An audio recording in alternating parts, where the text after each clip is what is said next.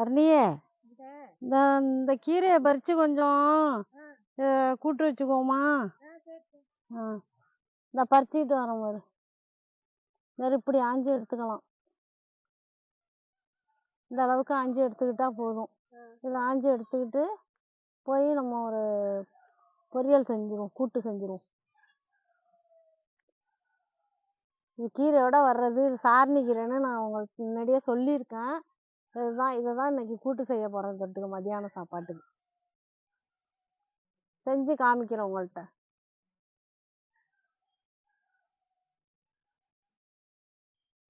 இப்படி இலசா இருக்கிற போது அட்லிக்கும் பூக்கிறதுக்கு முன்னாடி இந்த மாரி ஆஞ்சி செஞ்சோம்னா நல்லா டேஸ்ட்டாக இருக்கும். உடம்புக்கும் ரொம்ப நல்லது. உங்களுக்கு கிடைச்சதுன்னா நீங்களும் வாங்கி சாப்பிடுங்க.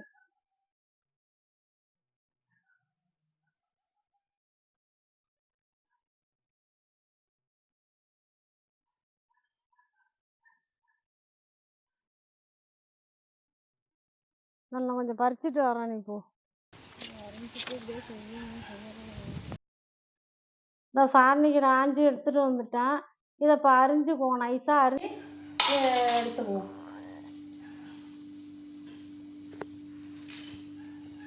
பாருங்க, இது மாதிரி நைஸாக அரிஞ்சுக்கலாம்.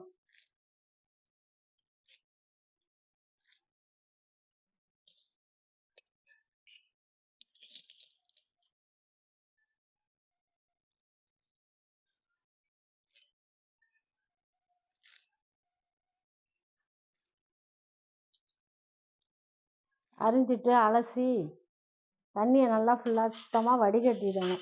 சுத்தமாக வடிகட்டிட்டு தான் நம்ம துவட்டணும்.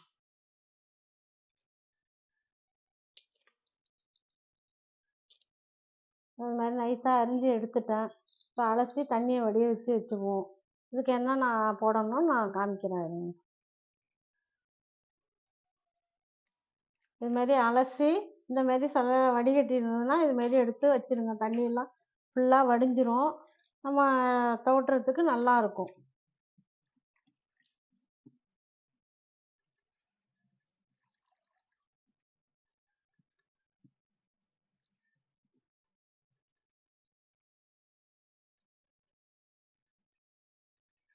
அந்த கீரையை கீரை கடையிறோம் இல்லையா, மலைக்கீரை கடையிறும் போது அதோடையே சேர்த்து கடைவோம். பொரிச்ச குழம்பு வைப்பேன். இது மாதிரி பொரியலும் செய்வோம். இப்போ செய்கிற போது நான் என்னென்ன போட்டு செய்கிறேன்னு காமிக்கிறேன். நீங்கள் பாருங்கள். உங்களுக்கும் கிடைச்சிதுன்னா நீங்களும் செய்யுங்க. இப்போ அடுப்பில் எண்ணெய் சட்டி வச்சுருக்கேன். வெறும் எண்ணெய் சட்டி தான். எண்ணெய் எல்லாம் வேண்டியதில்லை. ஒரு 3 பட்டை மிளகா போட்டு வறுத்துக்குவோம். இந்த அளவுக்கு கொஞ்சோண்டு சோம்பு, ஒரு ஸ்பூன் அளவு இருக்கும் சோம்பு போட்டுங்க. அதையும் இதுலையே வறுத்துக்கோங்க. எண்ணெயெல்லாம் ஊற்ற வேணாம். சும்மா வெறும் சட்டியில் தான் வறுக்கணும்.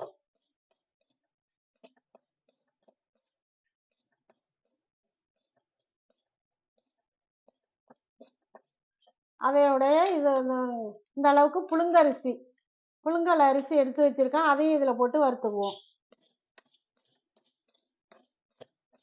எல்லாத்தையும் ஒன்றாவே வறுத்துக்கலாம்.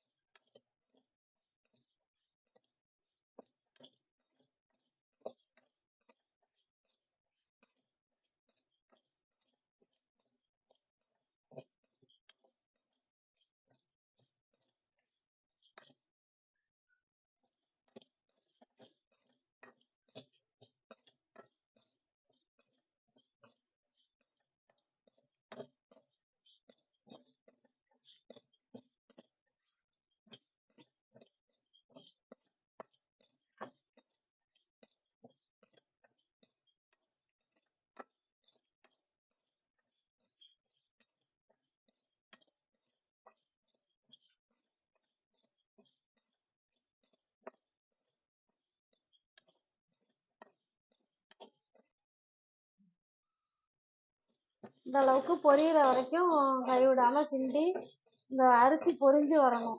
அதனால கொஞ்சம் நேரம் வறுக்கணும்.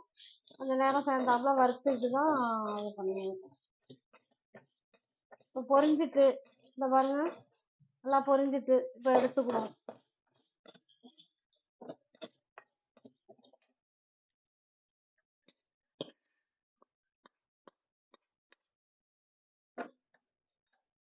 சின்ன வெங்காயம் உச்சி வச்சுருக்கேன்.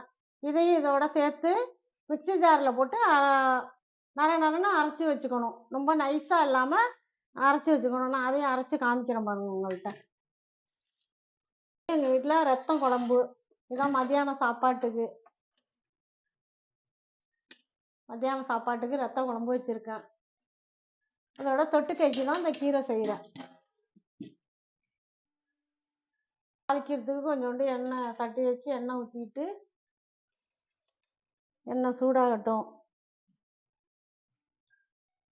கொஞ்சோண்டு உளுத்தம் பருப்பு, கொஞ்சோண்டு கடுகு, ஒரு 2 பட்டை மிளகா.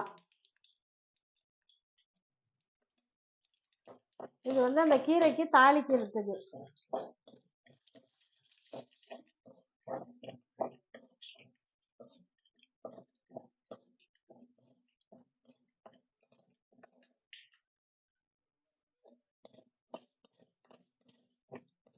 எல்லாம் பொரிஞ்சு வந்துட்டு இப்போ கீரை அள்ளி அதோட போட்டுக்குவோம். கீரையை போட்டுருவோம்.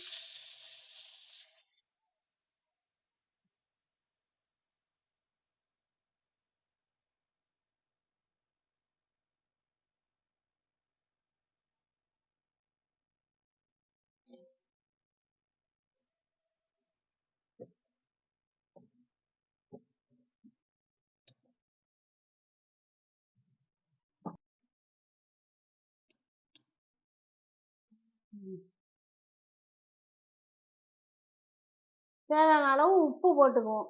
நம்ம எவ்வளோ கீரை வைக்கிறோமோ அதுக்கு ஏற்ற மாதிரி உப்பு போட்டுக்கலாம்.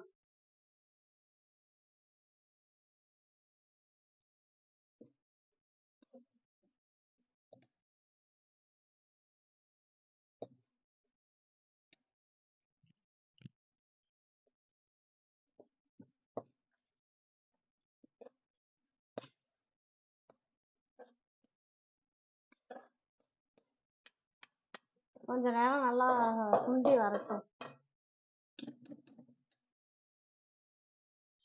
கொஞ்ச நேரம் அப்படியே மூடியை போட்டு மூடி வச்சுருவோம்.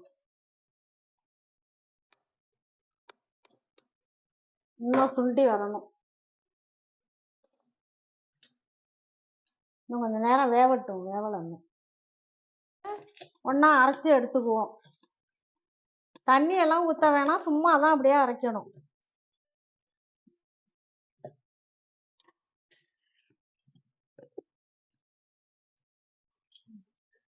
இன்னும் வதங்கி வரல. இன்னும் நல்லா வதங்கி வரணும்.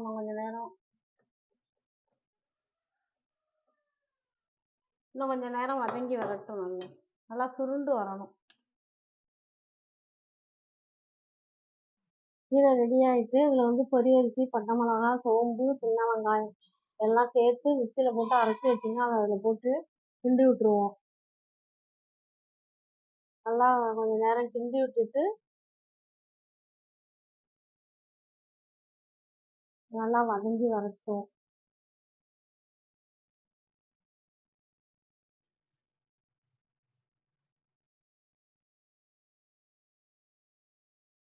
ஒரு அரை மூடி தேங்காய் வச்சுருக்கேன். அதையும் சேர்த்து நல்லா வதக்கி விட்டுருவோம்.